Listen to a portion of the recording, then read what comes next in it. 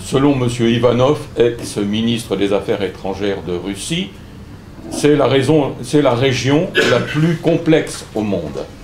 Je crois que même les Balkans ou le Caucase sont battus depuis les évolutions récentes qui n'ont fait que compliquer les choses. Donc, je serai simple, j'essaierai.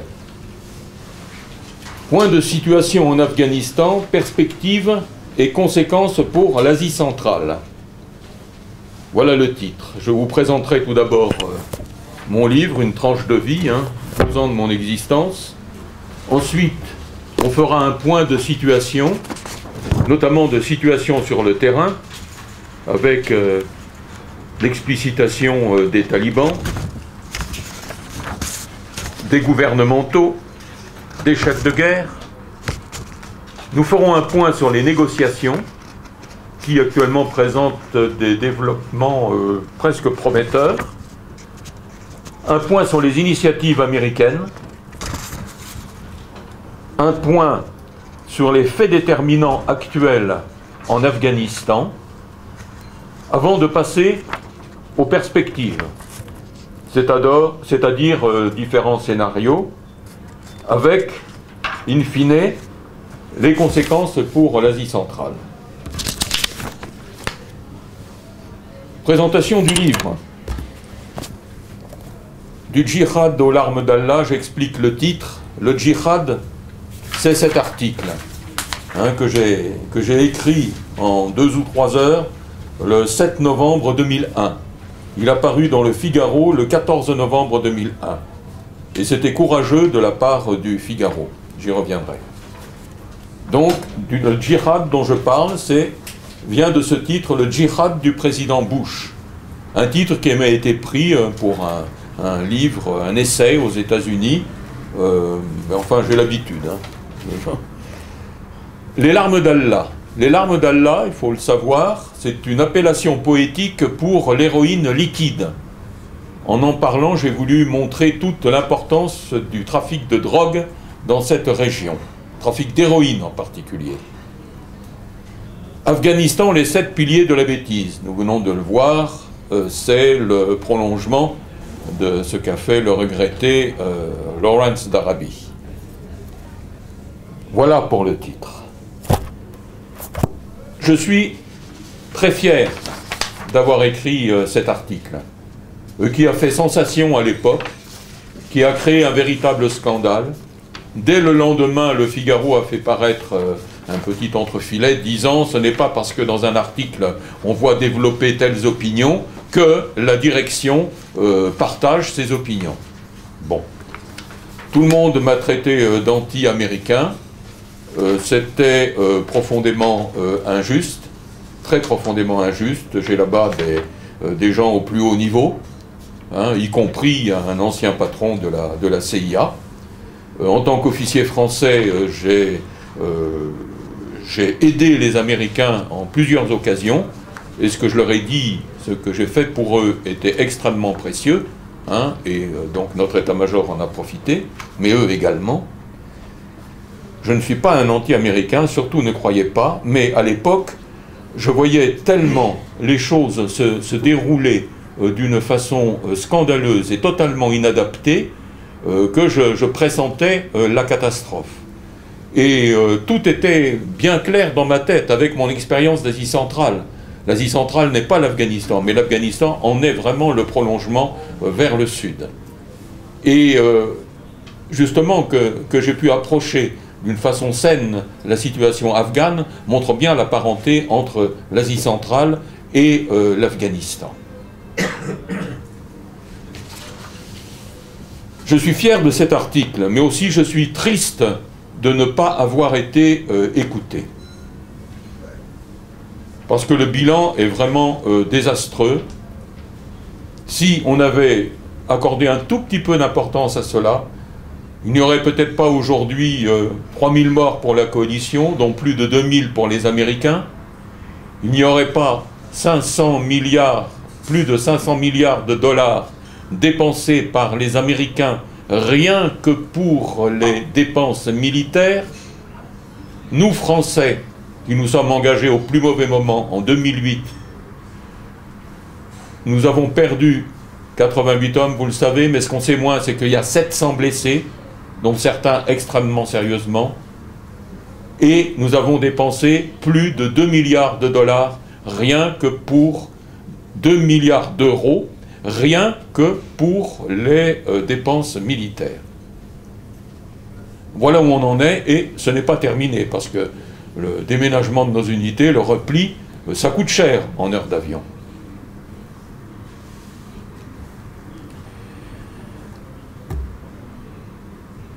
Donc maintenant, je passe au point de situation. Bon, j'enlève ma veste parce que je commence à m'échauffer. Alors cet hiver, il y a une période d'attente, de latence. C'est la dernière chance pour obtenir la paix. Après, il risque d'être tard, car la guerre civile s'enclenchera peu à peu, par opposition entre talibans et chefs du Nord, Karzai, etc. Alors, accepter l'idée, comme on le fait actuellement avec une certaine indifférence, qu'il va y avoir une guerre civile, accepter cela avec équanimité, indifférence, je trouve ça absolument scandaleux. Parce que la misère du peuple afghan est indicible. Il sort de 30 années de guerre, ça suffit, ça suffit. L'image des guerriers invincibles cache la réalité d'une misère absolue. C'est une population de mutilés, d'éclopés, une population adonnée à l'héroïne, 1 500 000 consommateurs, c'est-à-dire la deuxième consommation au monde. Et quel est le premier consommateur? L'Iran. Non, l'Iran troisième. La Russie. Qui? États-Unis. C'est pas les États-Unis, non, non. Les États-Unis, l'héroïne, c'est pas leur tasse de thé, hein. C'est la cocaïne. Hein, les consommateurs d'héroïne, le premier. C'est curieux, personne ne le sait.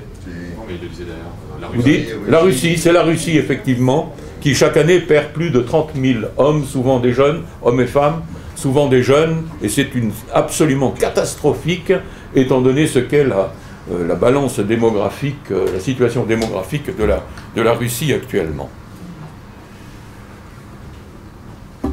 En plus, nos médecins, psychiatres, au cours de l'intervention, ont remarqué que près de la moitié de la population d'Afghanistan présente des troubles mentaux, des troubles mentaux sévères. C'est une population de fanatiques enragés par le djihad contre les militaires étrangers. Et leur fanatisme ou leurs troubles psychiques font qu'ils se retournent contre les faibles, et notamment contre les femmes. Et les femmes là-bas sont absolument martyrisées. Lisez cet excellent prix Goncourt, il y a 3 ou 4 ans, j'ai oublié son titre, mais la condition de la femme est admirablement expliquée dans ce petit livre. Lisez-le, parce que vraiment, ça ouvre des horizons d'horreur sur notre monde actuel. L'Afghanistan est le premier pays producteur d'héroïne, avec plus de 90% de la production mondiale. Premier producteur de hashish. C'est le pays le plus corrompu au monde, et il est parmi les 10 plus pauvres. Hormis les trafics, le seul revenu, c'est la guerre. Sinon, vraiment, il serait dernier. C'est la guerre qui le hisse à quelques places avant le dernier. La guerre qui rapporte, parce que les soldats apportent de l'argent, parce qu'il y a des investissements faits par ceux qui interviennent. Lorsqu'on fait venir des approvisionnements à Kaboul, on paye les talibans, indirectement, mais on paye les talibans. Voilà, c'est une drôle de guerre, on en reparlera. Et j'aborde donc maintenant la situation sur le terrain. Alors bien sûr, à Kaboul, ça a été l'un des piliers essentiels de la bêtise, c'est pas le plus important, c'est la présence de cette marionnette qu'est Karzai, tout à fait dans le prolongement des marionnettes soviétiques qui étaient Taraki, Najibullah, etc. Tout à fait dans le prolongement. Les Américains, malgré leurs think tanks, malgré leurs excellents spécialistes, n'ont pas eu le petit éclair pour ne pas mettre une marionnette à la tête du pouvoir. Les Anglais sur lequel je comptais en voyant les Américains dérailler, comme ils ont déraillé dès le début. Les Anglais, malgré l'expérience de leurs officiers au cours de 3 guerres afghanes, n'ont rien fait vis-à-vis des Américains. À croire que lorsque, comme l'Angleterre, ou comme maintenant l'est la France, on se trouve dans un troupeau mené par un berger, hein, on devient un mouton. Et les Anglais, malgré tout leur génie, avec 20 ans d'OTAN derrière eux, ils sont devenus des moutons. Sinon, ils auraient quand même dit aux Américains, attention, hein, 1842, voilà ce qui nous est arrivé, pour telle ou telle raison. Ne faites pas la même faute. Surtout, ne faites pas cela. Parce que vous pouvez le payer extrêmement cher. Nous, on y a perdu 12 000 hommes. Alors, si vous regardez maintenant le croquis que j'ai fait distribuer, les talibans sont avant tout, qui sont avant tout des Pashtuns, tiennent les zones Pashtuns en s'appuyant sur le sanctuaire de la zone tribale au Pakistan. La zone tribale est en sépia, et ils s'appuient sur cette zone pour intervenir en Afghanistan. Et l'un des piliers de la bêtise a été justement de tolérer cette présence d'un sanctuaire, d'un réduit au Pakistan, qui était extrêmement pratique pour les Afghans, pour les talibans. Venez vous asseoir, vous avez des chaises libres ici. Pourquoi vous restez debout là-bas au fond? On arrive en retard, vous voulez pas. Oui. Mettez-vous devant là. C'est un honneur, merci. Que l'assistance ne soit pas trop loin de moi. Voilà.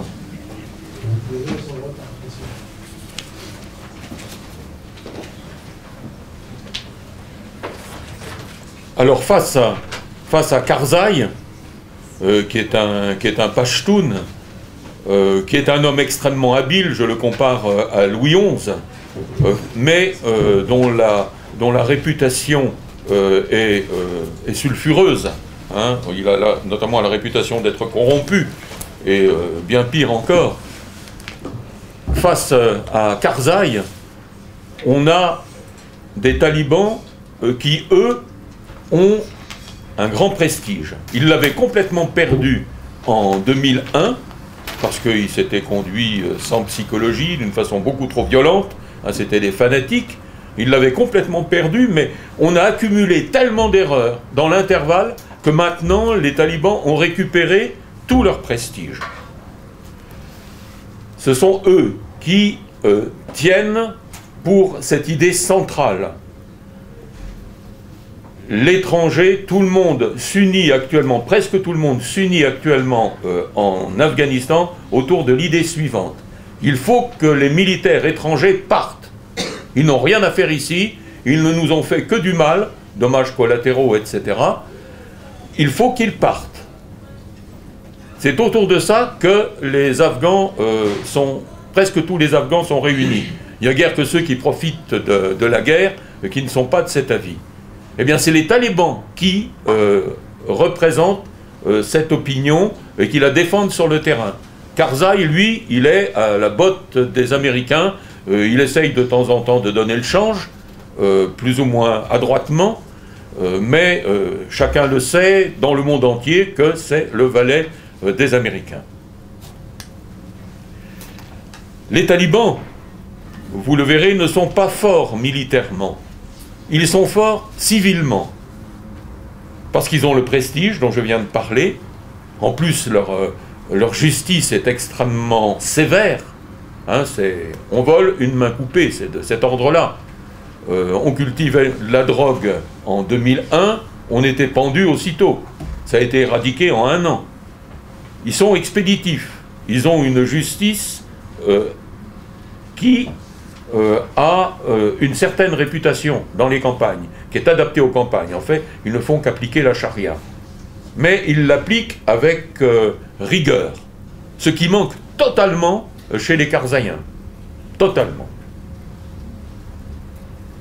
Alors, les forces civiles des talibans, elles sont légères, 40 à 50 000 hommes, renforcés de supplétifs saisonniers. hein, dans la saison d'été. Parmi eux, une centaine de chefs, souvent au Pakistan, où ils se réfugient. Ils y sont pourchassés par les drones. Il y a des pertes énormes parmi les talibans historiques, ceux qui étaient là au tout début. Ils ont été remplacés par des fanatiques, dont le seul horizon est le djihad. Deuxième partie de l'ensemble taliban, 300 à 400 commandants. Ce sont les gens qui sont dans les districts, c'est-à-dire tous ces petits morceaux d'Afghanistan, un peu comme les départements chez nous. Le commandant est celui qui mène la danse dans le district et on lui adjoint un gouverneur qui lui est pour rendre la justice, organiser l'administration, collecter les impôts, etc. Et les talibans contrôlent un tiers du territoire. Hein, vous voyez les taches vertes que j'ai marquées, ça correspond grosso modo à un tiers du territoire. Après les commandants, il y a les bombes humaines, c'est-à-dire ces étudiants qui, pour la plupart d'entre eux, sont recrutés au Pakistan dans la zone tribale. Dans la zone tribale, il y a 700 médersas. Et dans ces médersas, on sélectionne les gens qui sont le plus dévoués à la cause islamique ou ceux qui sont le plus fanatiques. Et c'est facile de trouver ces gens-là, des jeunes la plupart du temps, même des très jeunes. On se sacrifie pour la cause religieuse et on rejoint aussitôt le paradis d'Allah.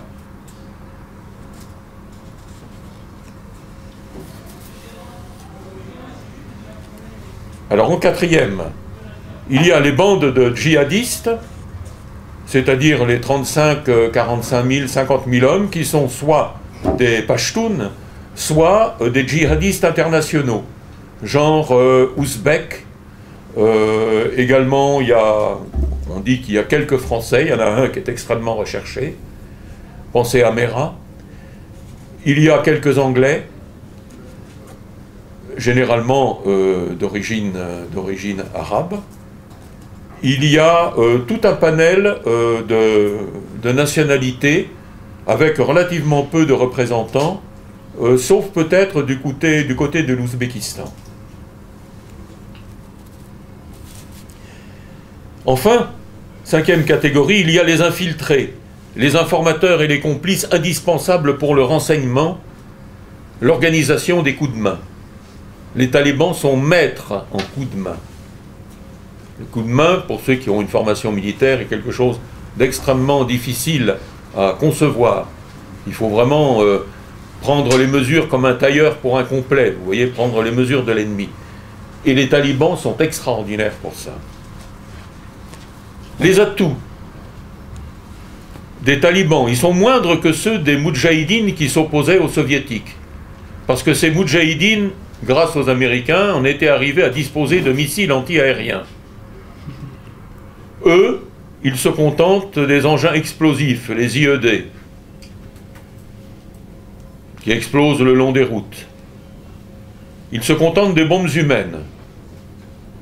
Et, bien sûr, de l'action des infiltrés dans l'armée. L'action des verts contre les bleus.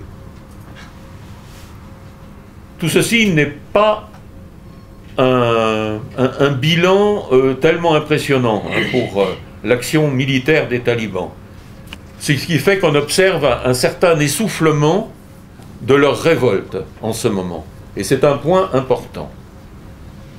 Mais les talibans demeurent les plus forts, comme je l'ai dit, par leur prestige et leur administration. Ils continuent à incarner la lutte contre le militaire étranger. Ils séduisent par une certaine honnêteté et la fermeté de leur justice. Et maintenant, les gouvernementaux. Essentiellement, c'est l'armée plus la police, c'est-à-dire en gros 300 000 hommes. Les effectifs ont légèrement décru parce qu'on s'est aperçu que ça coûtait trop cher. Ils tiennent pour l'instant, eux aussi, un tiers du territoire. Ils tiennent les villes, alors que les talibans tiennent les campagnes. On a un peu le processus maoïste dans cette situation, à savoir que les campagnes encerclent les villes. On est en train de créer cette armée afghane. Mais les spécialistes vous diront que pour créer une armée moderne, il faut 25 ans. Et c'est une des erreurs, c'est peut-être le 9e pilier de la bêtise, parce que j'en ai trouvé un depuis que mon bouquin est sorti, on en parlera. Le 9e pilier de la bêtise, hein, c'est que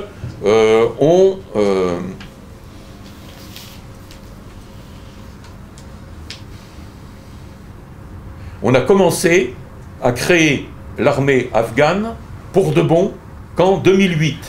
En 2008 seulement. Pendant 7 ans, c'était à peine venu à l'idée. Bon, on avait quand même des formateurs dans un centre, des formateurs français dans un centre à Kaboul, c'était un peu notre spécialité, mais on ne formait pas vraiment l'armée afghane. C'était complètement aberrant.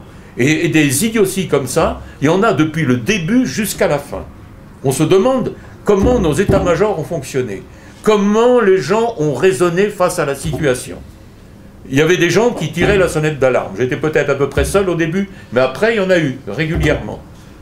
Des spécialistes de toute orientation, des spécialistes de la Chine, des spécialistes du Pakistan. Moi, j'étais spécialiste de l'Asie centrale. Des spécialistes de l'Iran qui disaient « Attention, attention, ce que vous faites, c'est complètement inadapté. » Rien. On a continué comme sur des rails, comme si la fatalité de l'intervention américaine, c'était l'économie. L'économie, faire marcher le complexe militaro-industriel par les bombardements, par l'utilisation des munitions, par les explosions, par tous les budgets que l'on donnait à l'armée américaine pour mener ce genre de combat.